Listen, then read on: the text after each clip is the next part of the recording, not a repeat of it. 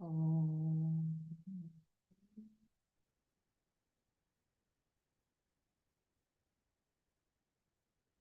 Om.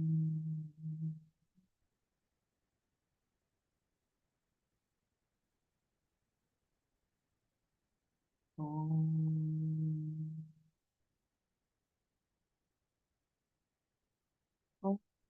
सहनाववतु सहनौ भुनक्तु सह वीर्यं करवावहै तेजस्विनावधीतमस्तु मा विद्विषावहै ॐ शान्ति शान्ति शान्तिः नारायणं नमस्कृत्य नरं चैव नरोत्तमं देवीं सरस्वतीं व्यासं ततो जयमुदीरयेत्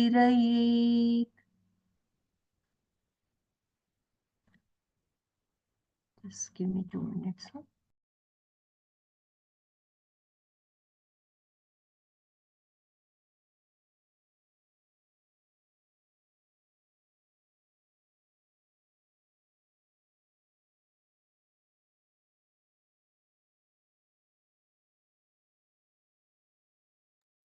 ॐ श्रीकृष्ण परमात्मने नमः अथ तृतीयोऽध्यायः कर्मयोगः.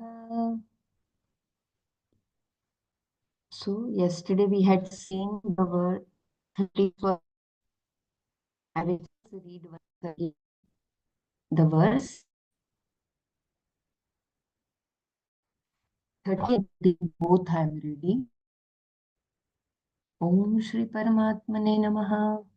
मयि सर्वाणि कर्माणि सन्न्यस्याध्यात्मचेतसा निराशी निर्ममो भूत्वा युध्यस्व विगतज्वरः. Renouncing all actions in me with the mind centered on the self, free from hope and egoism, ownership, free from mental fever, you do fight. ये मे मतमिदं नित्यम् अनुतिष्ठन्ति मानवाः श्रद्धावन्तो न सूयन्तो मुच्यन्ते तेऽपि कर्मभिः. Those men who constantly practice this teaching of mine, full of faith and without cavilling, they too are freed from actions. So, yesterday we had seen how Shraddha plays an important role. Guru Vedanta Vakyeshu Vishwasah iti Shraddha. So, I will just read one paragraph, what we read yesterday,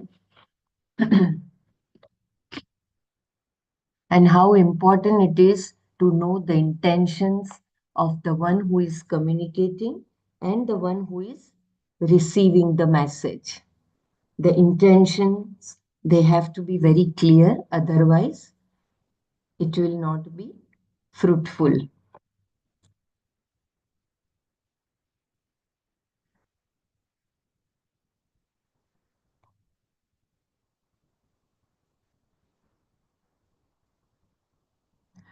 The intention of a sentence is important in communication. When someone forms a sentence, the person has an intended meaning to convey, and that meaning is what you should receive. Sometimes, however, the words spoken do not convey the intended meaning of the speaker. And even when the intended meaning is clearly conveyed, it is anyone's guess whether the listener or the reader will pick it up. This is especially true if the message is unlike anything that the listener already knows. Whereas if the message is similar to what he or she knows, it is much easier for the person to pick it up. Using the knowledge he or she already has, the person can go further in his or her understanding of what is being conveyed. But if the message is entirely dissimilar, meaning that it is against everything the person has so far concluded about himself or herself and the world, it is not even mind boggling. It simply sounds silly. How can everything be one when all I see are differences?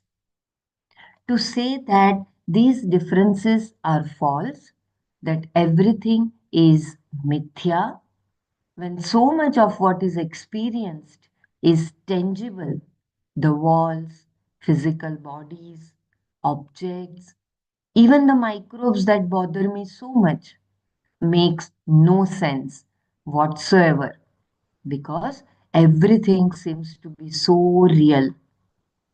This is because the word mithya is not properly understood, nor do the various translations help. One will translate mithya as false, another as illusion, and still another as delusion. To say that the world is any of these does not agree with my experience. To say the world is an illusion is itself an illusion. The very concept is an illusion. If you consider the world an illusion, where does that leave you? Are you not in the world? And since you are, does this not mean that both you and your statement are an illusion? If the one who talks is an illusion and that which is talked about is illusion, then talking also is illusion. This being the case, everything becomes Satya because the one who talks and what is talked about belong to the same category. If everything is illusion, where is Satya? Thus, you can call everything Satya or you can call it illusion. In Buddhism, everything is mithya and therefore mithya is Satya. To say everything is mithya means that everything becomes Satya. Therefore, words like illusion, delusion, and so on do not convey what is intended unless there is understanding of what Satya is and what Mithya is. To appreciate, just a minute.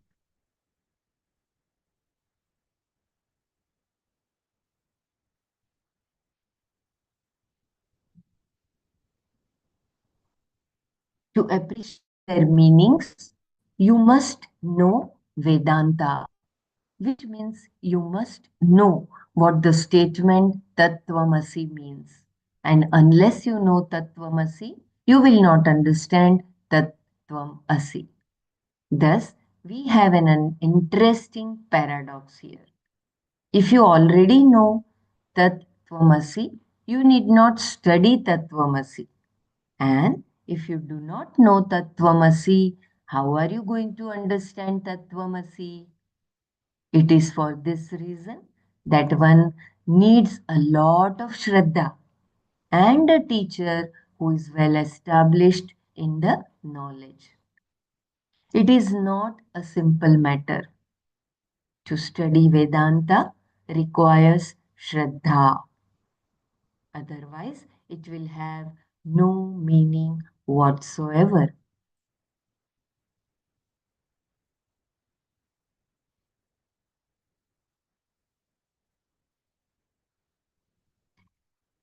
Vedanta as a pramana.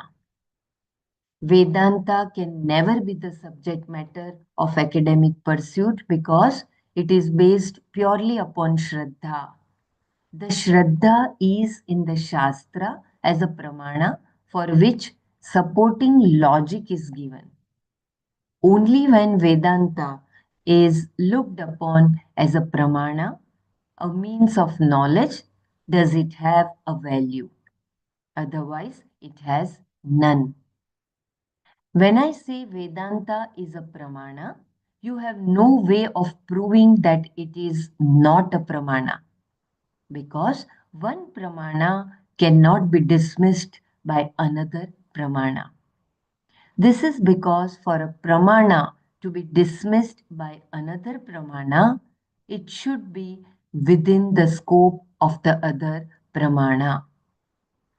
But what a particular pramana makes you know is not available for verification or dismissal by another pramana. For example, when I see an object as yellow and it is really blue, only the eyes can disqualify what I saw as wrong. I may still see the object in the same way, but the eyes alone have to say, not the ears, that it is not yellow, it is blue. Due to some problem in the eyes, I may not be able to see it as blue. No other pramana has a scope here.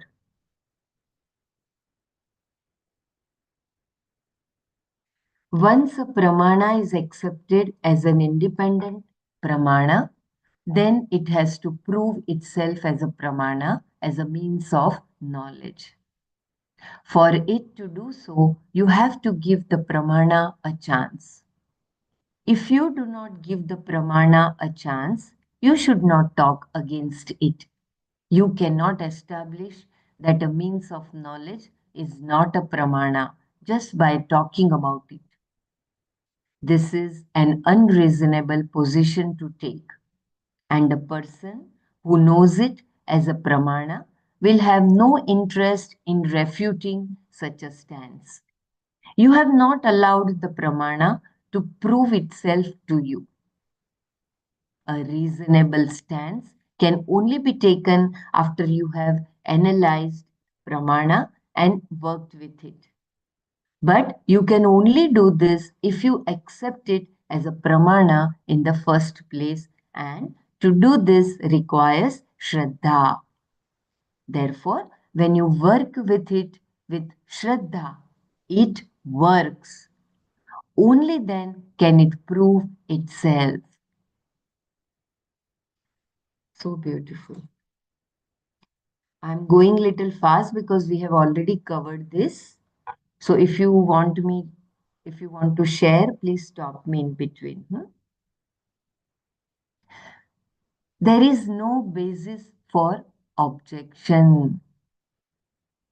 The pramana says you are not a jiva, an individual. That individuality is just a notion. It says you are Param Brahma, a statement that is not something to be simply swallowed. It is to be understood because the pramana is saying something desirable. What basis do you have for any objection? None. Since the pramana says you are Brahman, then until you see that you are Brahman, you should work with it. If you see that you are Brahman, there is no problem. And if you do not, on what basis can you say you are not Brahman? You can only say Vedanta says I am Brahman. I don't think I am. And besides, people tell me I am an idiot. This seems to be more real to me because it seems to be truer. When what is said pramana is desirable, you are the whole, you are Brahman, then you have to go for it. one needs to tell you that you are not Brahman. This you knew long ago, that you are not Brahman, not something that you have to be taught by a scripture, a religion, prophets, or messiahs. The Shruti is not telling you something you already know. It is telling you something you do not know. It says you are Brahman, which is something desirable. To hear that you are the whole is definitely not undesirable, because the whole is exactly what you want to be. Behind all your pursuits is the conclusion that you are small, and it is from this conclusion that you seek to be free. The Shruti tells you that you are already free from being small. Therefore, you have no basis for saying that what the Shruti says is wrong. You cannot prove that you are not Brahman. If you could, then Brahman would be within the scope of perception and inference, which it is not. Perception and inference are the means of knowledge available to me, the subject, Atma, whose essence is Brahman. Atma is Brahman because Atma is not an object to be known by perception or inference. You cannot prove that the self is not Brahman. This is why Shraddha in the Shruti as a pramana is necessary. And because you have to understand what the statement Tat Tvamasi is, to be able to know it, you must go to someone who knows, a teacher. You may say that if a teacher can come to know, then you also should be able to figure it out. But the teacher came to know because he or she had a guru, and that guru came to know because he or she also had a guru. Like this, it goes on, right back to the first teacher. Lord Krishna said, by me alone it was taught at the beginning, and it works if you have Shraddha in the Shruti as a pramana.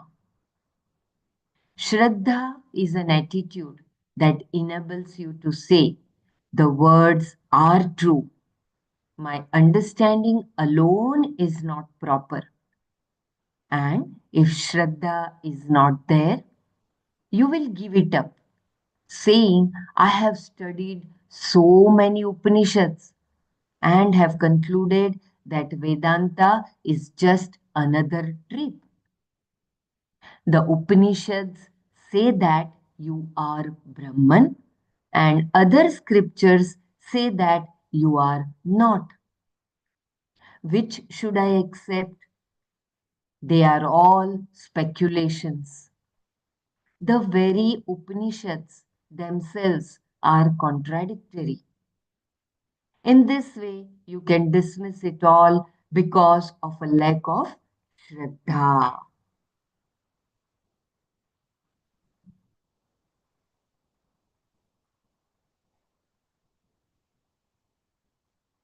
Such an important role Shraddha plays in our life. We have been conditioned by Janmas that I am this body. Aham kil alpagnaha, aham kinchidagnaha. And the Brahmanishta Guru says, you are not this body. You are Brahman. Then, if you are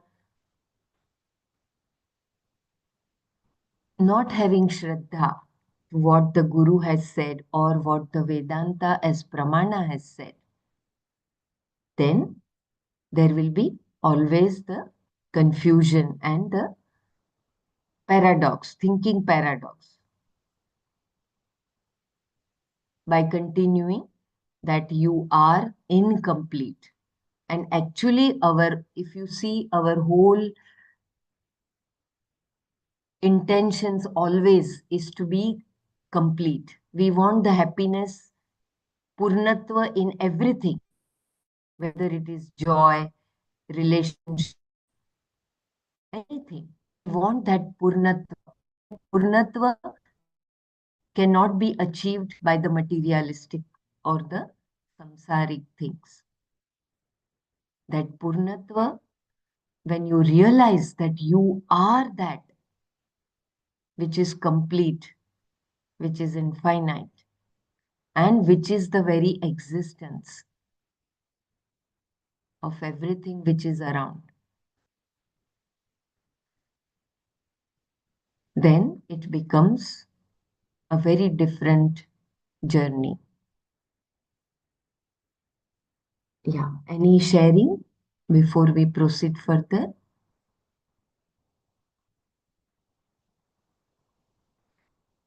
As repeated by Dr. Brahmara always, that we must, everyone, at least one sentence, what you understood so far. It will help everyone. Because in communication, as we had seen by it as told by Swamiji, the intentions, if they are clear, then the communication process is successful. So the intention with which Swamiji has explained, I hope that we all are on the same platform.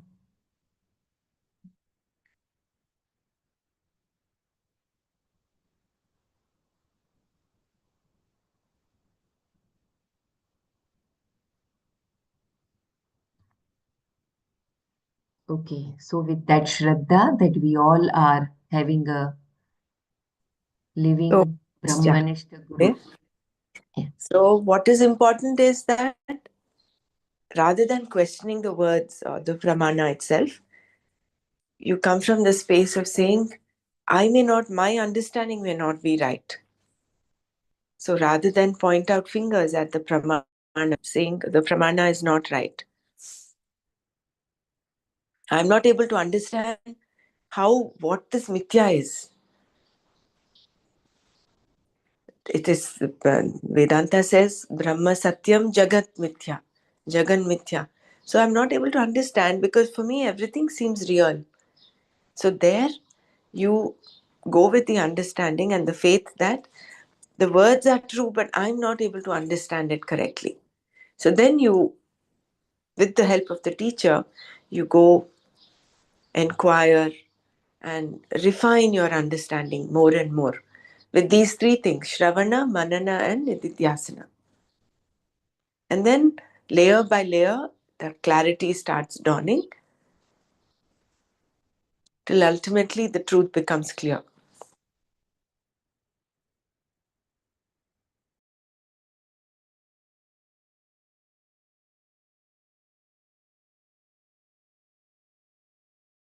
Yeah, full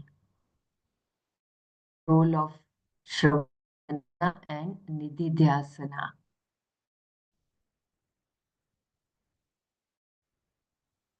Again and again, as told by our Gurudev also, Seva, Satsang, and Sadhana. For that clean antakarana to receive this pramana and to realize this pramana.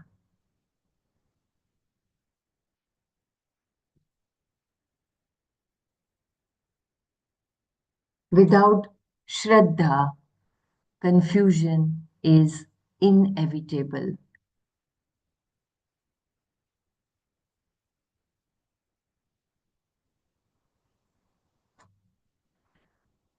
While writing an introduction to the translation of Shankara's Brahma Sutra, Bhashya. The author who had translated it as part of the Max Muller series wrote that Shankara did not know the difference between Brahman and Ishvara. He based his conclusion on a few pages, saying that where the word Brahman appears in the text, Shankara used the word Parmeshwara, and where the text says Parmeshwara, he used the word Brahman. Translations by such people are very dangerous in that they totally miss the point. Where the word is Parmeshwara, Paramatma or Brahman, it is all the same.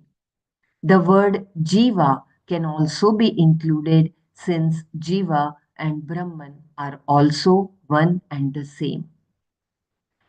Shankara used the word Ishvara in the sense of Brahman as the cause of the creation. Jagat Karanam Brahma. Sometimes he used Param Brahma and sometimes he used Parmeshwara. The meaning is the same as he explained very clearly. He used Brahman in the way he did because that is how the Shastra used it. The word Brahman is like that. Parmeshwara is Brahman, Brahman is Parmeshwara because he is the cause of the whole Jagat. Jagat Karanatvat Brahmaiva Parmeshwarah. When you accept the pramana with Shraddha, you do not dismiss what it says. Rather, you doubt your understanding of what it says. Because Arjuna had this attitude, he did not tell Krishna that his words were contradictory. He merely said that they seemed to be contradictory. This then is what is meant by Shraddha. And you need it all the way because moksha is in the form of knowledge. You require Shuddha Antakarana, a proper mind. And for that, you require Karma Yoga, which is based upon Shraddha in the sense that you want to know that you are Brahman. Because this knowledge is contained in the Shastra, you have Shraddha in the Shastra as a means of knowledge, a pramana. The people mentioned in the verse under study have this Shraddha, which is why they are called Shraddhavantaha. Those who have Shraddha are also described here as Anasuyantaha. To understand the meaning of this word, there are two Sanskrit words we should look at. Asuya and Matsarya. Matsarya can be translated into English as jealousy. Suppose someone has gained something, some success, skill, wealth, knowledge, or some possession or other. Seeing the achievement of this person, another person may become unhappy. This unhappiness is jealousy. In Sanskrit, it is paraphrased as Parotkrastam Parotkrishtam Drishtva Jayamanah Santapah Matsaryah.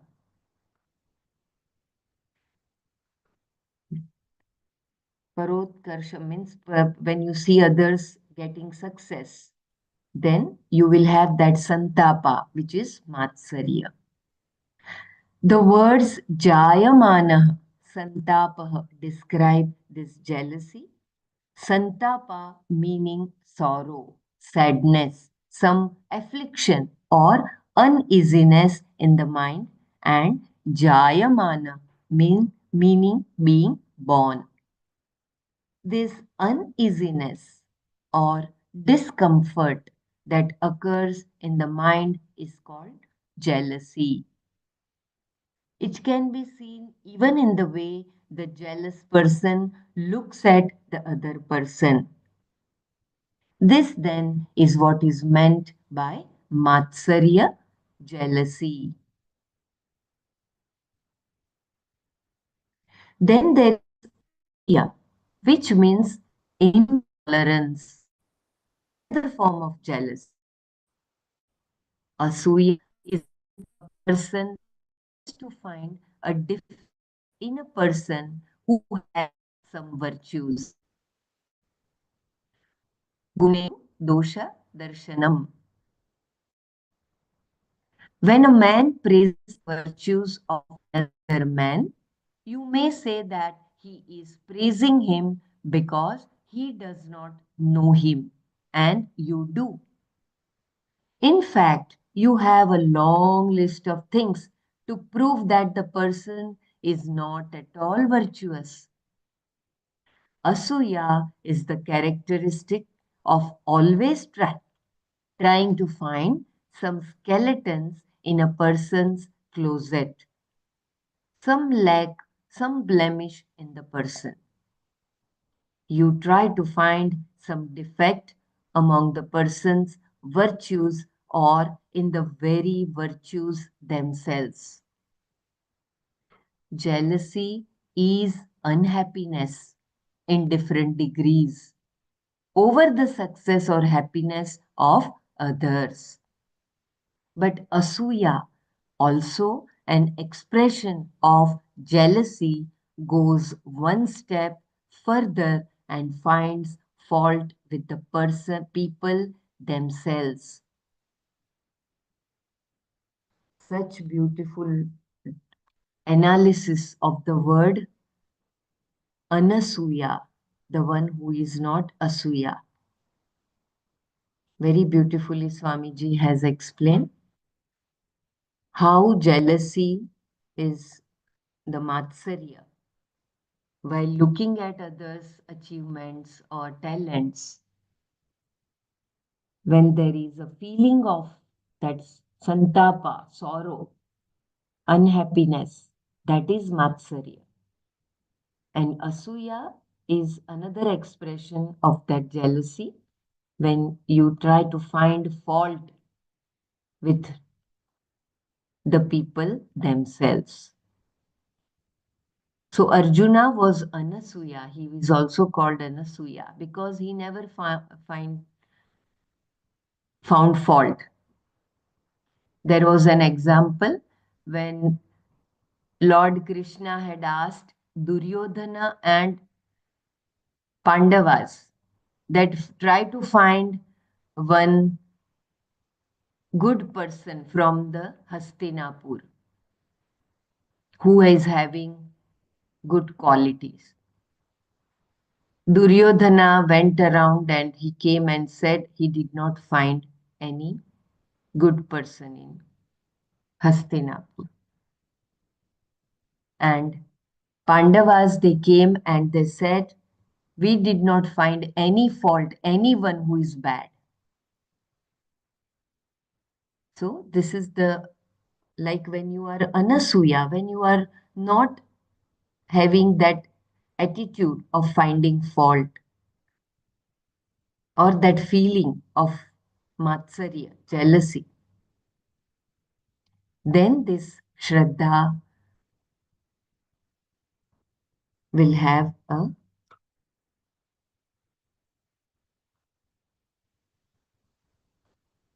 different effect. Yeah, any sharing? Kindly.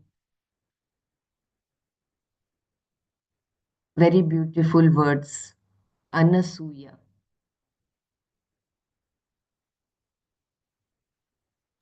So Matsarya and Anasuya, they're two different things. Matsarya is when you look at other person's achievements and then that causes your stomach burn. That's santapa. Hmm. This is Asuya or Anasuya. I see Asuya here. Asuya. Yeah, you said The, Anasuya. one- the one who doesn't have that asuya is anasuya. Anas- I'm really sorry. The one who doesn't have that asuya is anasuya. In the shloka, it is anasuya.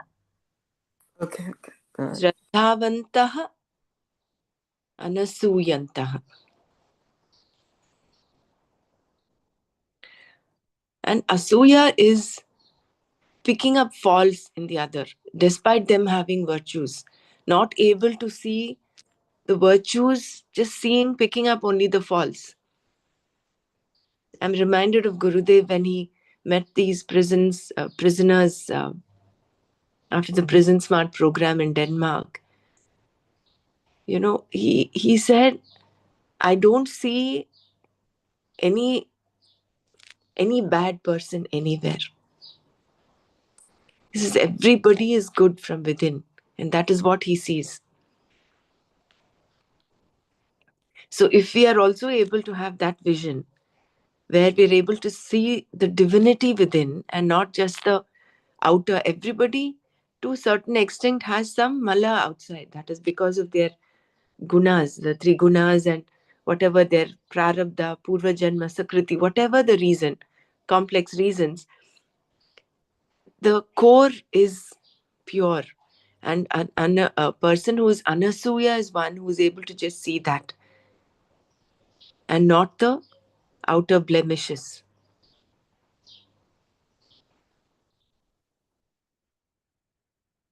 It's a practice in itself. Being Matsarya Rahita as well as Anasuya.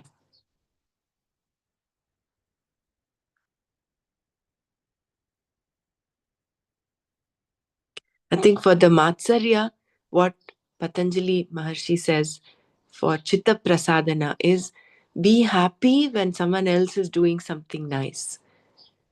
When someone is achieving something, be happy with them. So when you're happy, then automatically you are enjoying their success, you're celebrating their success or achievement rather than sit in this santapa, parodkrishtam jayamanaha santapaha matsarya. So rather than sit in that unhappiness and feel the lack and get into matsarya, you will be happy. You will smile and rejoice in others' success. So we have all these tools and techniques. We just have to apply them.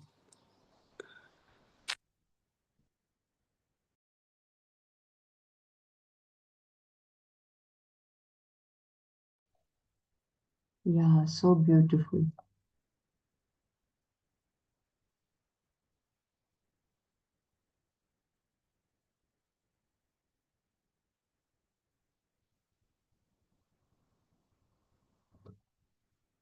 I just wanted to ask, does it include that when you do not find fault in your own self as well, right? It is hmm, Yeah, just not in others, but sometimes it happens. Self-criticism is self-blame. also Yeah, that's why self-blame. Gurudev says stop self-blame. There's no greater uh, tearing up of your application better than self-blame. See, Hmm. recognizing it, being aware of it is different, and sitting in self-blame and lowering your self-esteem, your self-worth is another.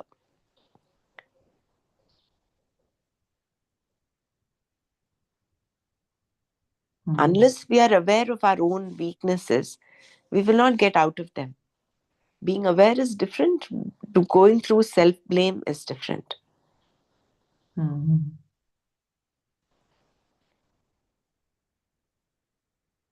Jay Gurudev, awareness means you will start working on yourself, whatever. Right. Yeah. Blaming means there's no just a negativity. That's it. Yeah, it'll suck you further inside. I mean, you No, would no progress. So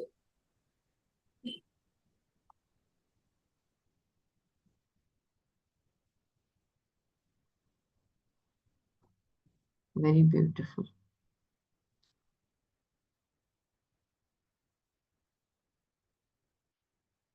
And with respect to Matsarya, again, Patanjali talks of Yama Niyama. In the Niyama, you have Asteya, which is non stealing. And in that, the example given by Gurudev is if a person has a beautiful voice and he's singing, you say, "Oh, I wish I had that voice." That is also amount to stealing. That amounts to stealing. But just rejoicing, "Oh, that person has such a lovely voice," and that's it. Full stop. Then you're in Asteya. Steya, sorry, I said Asteya is non-stealing. Steya is stealing. So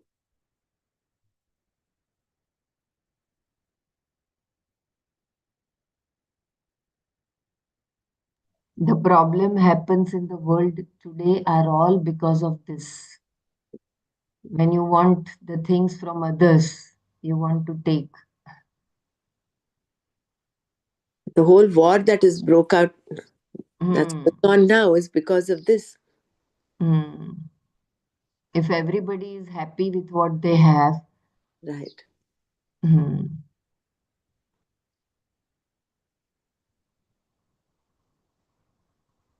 they can use the resources for, in a positive way, develop each country so much, destroying each other. hmm. It is the problem of the universal problem. It is not only one, but it is the whole.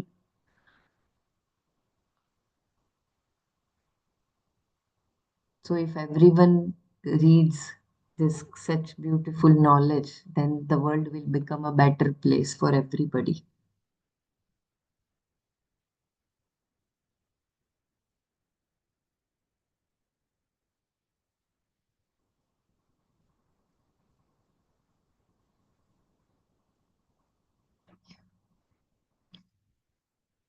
Okay.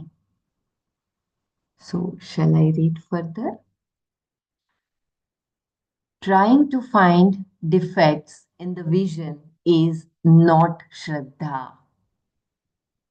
Krishna is, so as Brahmaraji beautifully described, we will remember these two words, Shraddhavantaha, Anasuyantaha. We have to all keep these two beautiful words. And who is Shraddhavan? Shraddhavan labhate jnana. Shraddhavan is the one who has a Vishwasa in what his Guru has said and what Vedanta as Pramana has said. And Anasuyantaha is the one who doesn't find neither in himself or herself or in the people. And he rejoices in the success of others. With that, we go further. Trying to find defects in the vision is not Shraddha. Krishna is talking here about people who have Shraddha in his vision, which is the Shruti's vision. Such people do not try to see defects in it so that they need not follow it.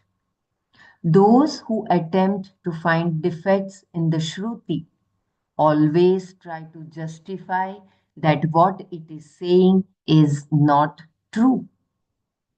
But this justification is always backed by a prior conclusion. Any justification is preceded by a conclusion. You conclude and then justify. Even though the Shruti can give the person moksha, still he or she finds some blemish in it. Such people will say, Karma Yoga? I have seen a lot of Karma Yogis. They suffer as much as I do. What have they accomplished? Nothing.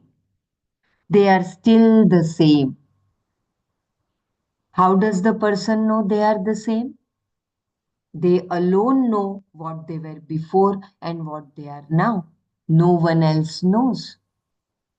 To say they are the same is nothing but the person's perception, and that is not exactly a reliable criterion to follow here.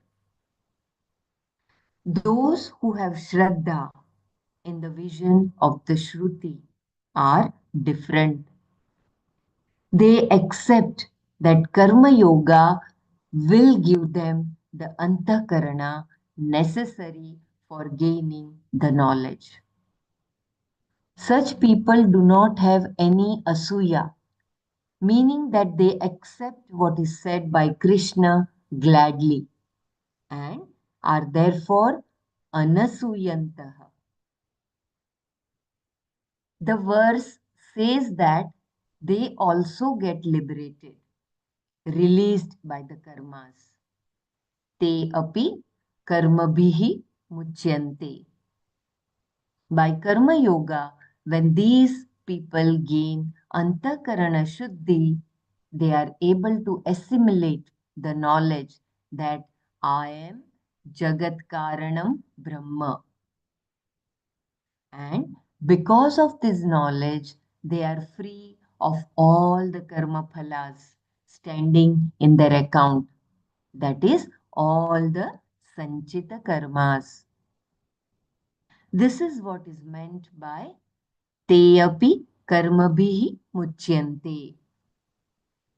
Because Arjuna wanted to be a sannyasi, Krishna tells him sannyasis are liberated and karma yogis are also liberated. There is no question of karma yogis being second rate here. The only difference between the two is that sannyasis pursue knowledge directly to the exclusion of all else, and karma yogis prepare themselves for pursuing knowledge. There may be a time lag for a karma yogi with reference to gaining the knowledge. But this will also happen for a sannyasi whose antakarana shuddhi is not complete.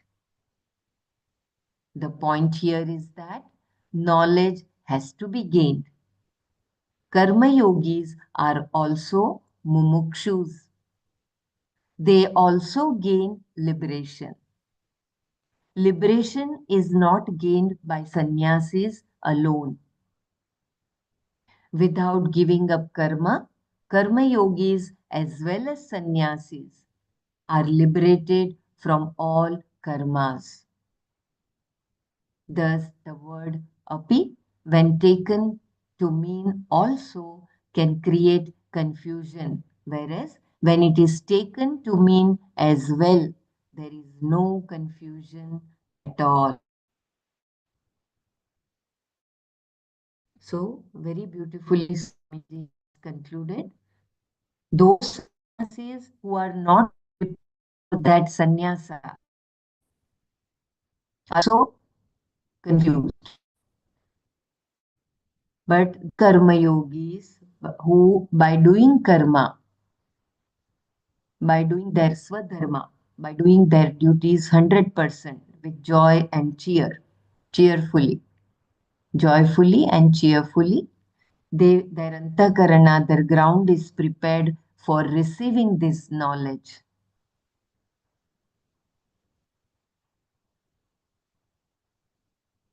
So Arjuna wanted to run away from the battlefield and become sannyasi in Rishikesh.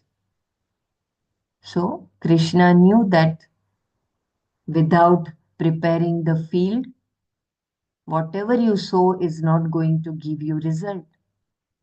So that is why he told him to do his swadharma as kshatriya, and that was to fight.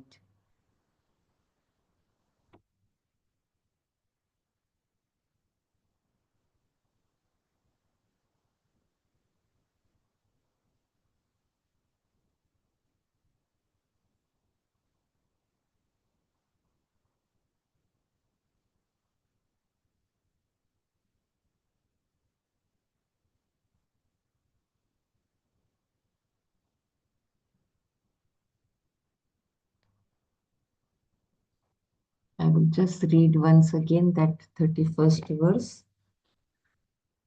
ये मे मतमिदं नित्यम् अनुतिष्ठन्ति मानवाः श्रद्धावन्तो न सूयन्तो मुच्यन्ते तेऽपि कर्मभिः. Those men who constantly practice this teaching of mine, full of faith and without cavilling, they too are freed from actions.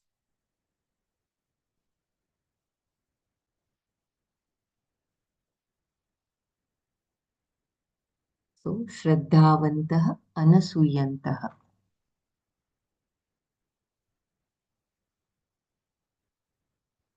Yeah, any sharing before we proceed to the new verse?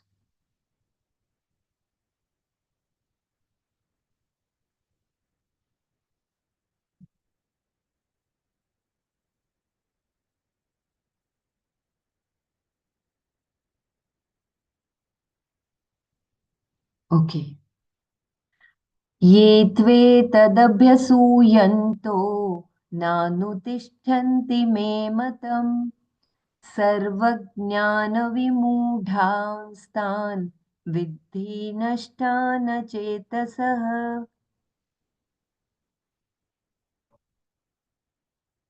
Two, whereas ye, those who abhyasuyantah, being critical without reason.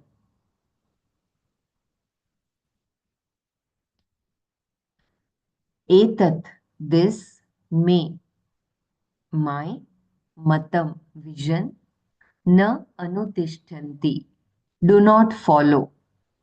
Sarvajnana vimudhan, deluded in all realms of knowledge. Achetasaha, devoid of discrimination. Tan, them, nashtan, as lost, viddhi. No, tu ye abhyasuyantah etat me matam na anutishtanti sarvajnana vimudhan achetasah tan nashtan viddhi. Whereas those who, being critical without reason, do not follow my vision, know them who are deluded in all realms of knowledge and devoid of discrimination as lost.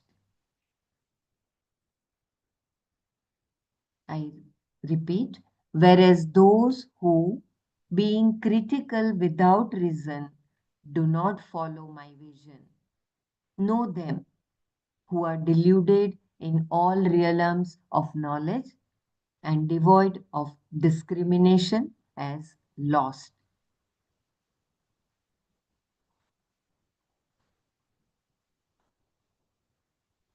I think we will see this because it's again a beautiful verse and the time is up for anything new to be started. So, any sharing before we pause? We have few minutes, 2 minutes, 3 minutes. All this has to be nityam, by practice nityam. It's not just for some time of the day or some days of the week. This Shraddhavantah, Anusuyantah, these two things. And what I have ordained, what I have taught, has to be followed sincerely, day by day, nityam, moment to moment.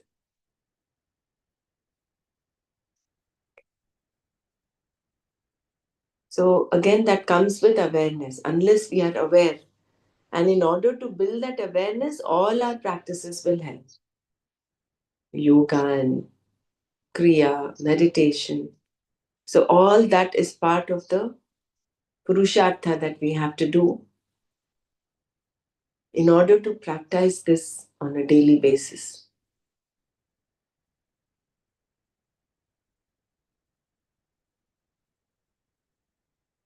Even that Mai Sarvani Karmani Sanyasyadhyatma Chetasa Nirashir Nirmamo Bhutva Yudhyasva Vigatajvaram. I think these two verses are so important. And eme matamidam nityam anutishtanti manavaha. Nityam anutishtanti. That's the takeaway for me.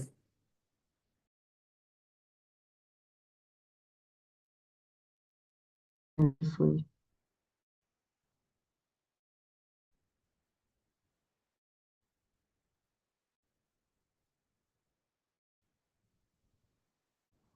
Yeah, from the previous verse, Niki Nirmamo Bhut.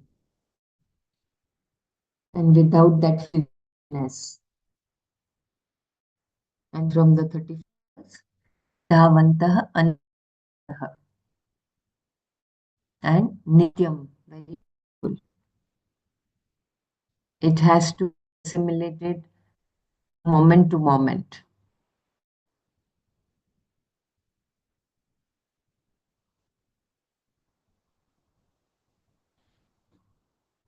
Okay. ॐ सर्वे भवन्तु सुखिनः सर्वे सन्तु निरामयाः सर्वे भद्राणि पश्यन्तु मा कश्चित् दुःखभाग् भवेत् ॐ शान्ति शान्ति शान्तिः हरिः ॐ श्रीगुरुभ्यो नमः हरिः ॐ तत्सत् सर्वं श्रीकृष्णार्पणमस्तु जय गुरुदेव